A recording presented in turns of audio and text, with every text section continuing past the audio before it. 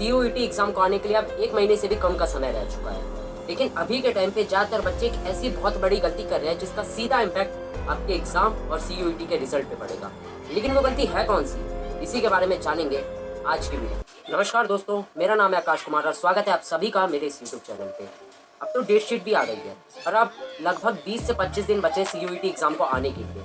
लेकिन अभी के टाइम पे ज़्यादातर बच्चे एक गलती कर रहे हैं जिसका सीधा इम्पैक्ट आपके एग्जाम और रिजल्ट पे पड़ेगा, जैसे कि मैंने भी बताया, और वो गलती है रिविजन ना करने की। इसको एक एग्जाम्पल के थ्रू समझते हैं। एक बच्चे का नाम है राम, एक का नाम है श्याम। अब आप में से ज़्यादातर लोग सोच रहे होंगे अरे ये तो चुटकुला सुनाने लगा। नहीं मेरे दोस्त, राम और श्याम जो है कैरेक्टर का नाम है ताकि आपको इजीली समझ आ जाए। तो बात करते हैं अपनी कहानी की। तो एक बच्चा था राम, एक का नाम था श्याम। दोनों ही पढ़ने में अच्छे थे, 12th क्लास अच्छे से उन्होंने पास किया।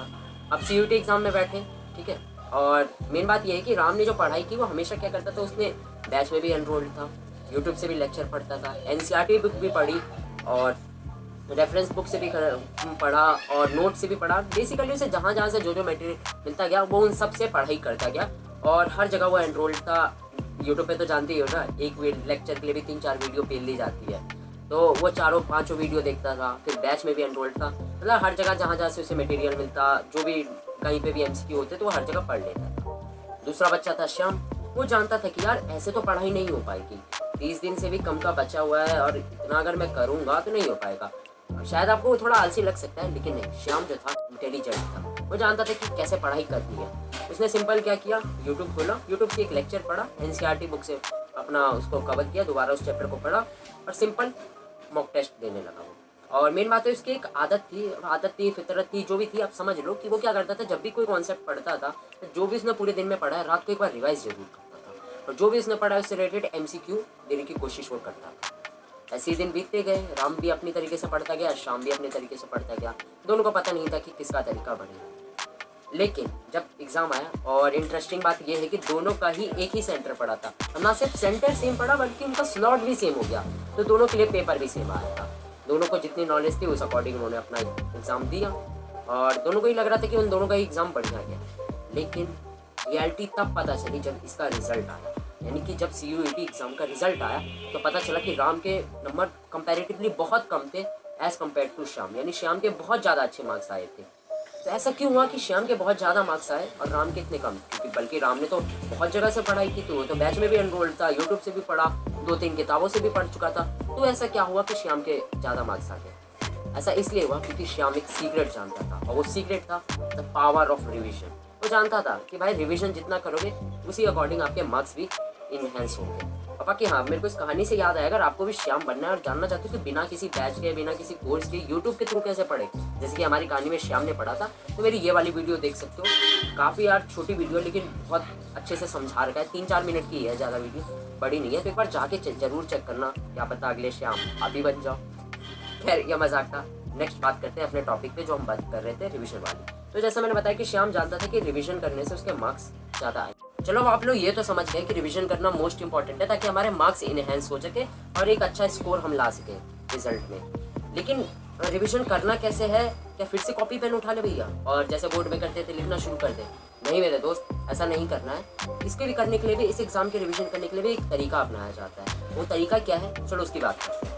देखो यार, इसमें सबसे पहला तरीका या ट्रिक समझ लो, वो है प्रैक्टिस मॉक टेस्ट। अभी तो हर जगह सुन लिया कि प्रैक्टिस मॉक टेस्ट करना है, लेकिन किस तरीके का मॉक टेस्ट आपको फिल करना चाहिए, कैसा आपको मॉक टेस्ट की प्रैक्टिस करना चाहिए? यार मेरी मानने हो गई तो मैं तो यही कहूँगा कि चैप्टर वाइज मॉक टेस्ट देने की कोशिश करा करो। जितने ज़्यादा चैप्टर वाइज मॉक टेस्ट दूंगा, मैं ऐसा इसलिए कह रहा हूँ क्योंकि अगर हर एक चैप्टर को आप स्ट्रॉन्ग कर लोगे तो बेसिकली पूरा सिलेबस को ही स्ट्रॉन्ग कर लोगे। ज़्यादातर बच्चे अभी क्या कर रहे हैं, मॉक टेस्ट लगा रहे हैं पूरे सिलेबस का मॉक टेस्ट लगाने से ज़्यादा बेनिफिट नहीं होगा, चैप्टर वाइज मॉक टेस्ट लगाने से ज़्यादा बेनिफिट होगा।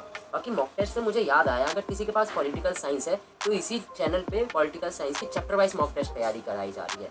अगर आप उसमें इंटरेस्टेड हो तो मेरा चैनल विजिट कर सकते हो, वो जाके देख सकते हो। चलो समझ गए कि मॉक टेस्ट से हमारी रिवीजन हो जाएगा। पर आप लोग सोच रहे हैं भैया ये मॉक टेस्ट के बारे में तो हर कोई बताता है, हर चैनल पे मिल जाता है कि मॉक टेस्ट कर लो, जितने ज़्यादा आपको प्रैक्टिस मॉक टेस्ट करना है, मॉक टेस्ट से ही मार्क्स इंक्रीज होंगे। बट इस चैनल पे आओ तो कुछ यूनिक इन्फॉर्मेशन तो मिलेगी ना, कुछ सीक्रेट तो मिलेंगे ना। तो चलो मैं अपना एक सीक्रेट बताता हूँ, और ये बहुत से बच्चों पे टेस्टेड है और बहुत ही अच्छा सीक्रेट है। अगर इसे फॉलो किया तो काफ़ी अच्छे मार्क्स होंगे, क्योंकि मेन बात है कि इसके बारे में ज़्यादातर बच्चों को पता ही नहीं, और कुछ को पता भी है, आलसपन की वजह से वो करते नहीं है। वो है डेटा शीट को रिवाइज करना। देखो, डेटा शीट बहुत से बच्चों को पता होगा जिन्होंने मेरा चैनल सब्सक्राइब कर रखा है, मैंने उनको स्टार्टिंग में ही बनवा दिया था, तो उनको रिविजन करने में बहुत आसानी हो रही है, उन्हें पता होगा डेटा शीट क्या है। बाकी यार जिन्होंने सब्सक्राइब नहीं किया था मेरे चैनल को, उन्हें इस बारे में नहीं पता ये डेटा शीट क्या है, तो यार क्यों नहीं किया भाई? अभी भी मौका है, अभी भी जल्दी सब्सक्राइब कर लो, क्योंकि आने वाले टाइम पे ऐसी मोस्ट इंपॉर्टेंट इन्फॉर्मेशन आएगी, तब आप लोग कहीं ना कहीं पीछे रह जाओगे उन बच्चों से। इसलिए मैं नहीं चाहता कि आप लोग किसी से भी पीछे रहो, बल्कि आप सबसे आगे निकलो। मेरे चैनल को सब्सक्राइब कर लो, आगे भी ऐसी इन्फॉर्मेशन आएगी। बाकी बट अब कोई नहीं, आप तो चैनल सब्सक्राइब कर ही लोगे। बाकी अगर जानना है तो मेरी किसी दूसरी वीडियो में जाके देख सकते हो, रिवीजन वाली, उसमें मैंने बता रखा है कि डेटा शीट एक्चुअली होता क्या है। तो बात करते हैं कि डेटा शीट को लर्न कैसे करना है। देखो यार, डेटा शीट मैंने बनवाई थी, बेसिकली उसमें होता क्या है, जितने भी आपके डेट इंपॉर्टेंट या जितना भी डेटा है हर एक सब्जेक्ट में होता है, चाहे फिजिक्स हो, केमिस्ट्री हो, बायोलॉजी हो, और ह्यूमैनिटीज़ वालों के लिए तो बहुत ज़्यादा ही होता है, पॉल साइंस में भी होता है, हिस्ट्री में भी, डेट, नेम और ईयर, ये सारी जितनी भी चीज़ें हैं इन सबको एक पेज पे नोट डाउन करके लिखना होता है। लेकिन अब आपको एक कदम थोड़ा आगे चलना है। पूरे सिलेबस का तो करना ही है, लेकिन चैप्टर वाइज करने की भी कोशिश करो, ताकि अगर पेपर में कहीं से भी कोई सा भी डेट उठ के आ जाए ना, तो आपको दिक्कत ना हो, आप उन सारे डेट को जानते हो। मैं ये चाहता हूँ, इसलिए उसको रिवाइज करना है। तो ये दो तरीके थे, पहला मॉक टेस्ट देना, वो भी चैप्टर वाइज, और दूसरा डेटा शीट को लर्न करना। अब आप लोग इतनी देर तक यहाँ पे रुके हो, यहाँ तक मेरी वीडियो को देखा, तो एक बोनस टिप भी तो देके जाना है ना। तो चलो बोनस टिप की बात ये करते हैं। अब ये गलती समझ लो, टिप समझ लो, बेसिकली इस कॉन्सेप्ट को समझ जाना तो आपके लिए ईजी रहेगा। वो बोनस टिप है रीड मोर और राइट लेस। यानी कि अब आपको पढ़ना ज़्यादा है और लिखना कम है। ये कोई बोर्ड का एग्जाम नहीं है कि फिर से कॉपी पेन उठाई और जो लर्न किया उसे वर्ड टू वर्ड लिखना है। नहीं भाई, इसे अब अलग अप्रोच से हमें तैयारी करनी पड़ेगी। अगर आपको रिवीजन करने ही है तो ज़्यादा से ज़्यादा पढ़ सकते हो, यानी कि एनसीईआरटी को एक बार की जगह 2 बार पढ़ सकते हो। कोई नोट्स है तो उसे 3-4 बार रिवाइज कर सकते हो, लेकिन लिखना कम से कम कोशिश करो, क्योंकि वहाँ पे आपका एमसीक्यू पेपर होगा, कोई सब्जेक्टिव नहीं होगा कि क्वेश्चन के सामने आपको आंसर लिखना पड़ेगा। तो चलो यार, आप बेसिकली सारी बातें समझ गए कि कैसे रिवीजन करना है, नहीं करना है। बाकी अगर रिवीजन के बारे में और जानना है तो आप मेरी लेफ्ट वाली वीडियो देख सकते हो, इसमें मैंने और डिटेल में बता रखा है कि रिवीजन करा कैसे जाता है। और अगर आपको अब ये तो समझ आ गया है कि रिवीजन कैसे करनी है, और अगर आप ये जानना है कि इस पूरे अब जितने भी दिन बचे हुए हैं, मतलब 20 से 25 दिन, ऑलमोस्ट 1 मंथ बचा है, इसमें तैयारी कैसे करनी है, तो मेरी राइट वाली वीडियो देख सकते हो, मैं आपको वहीं पे मिलूंगा।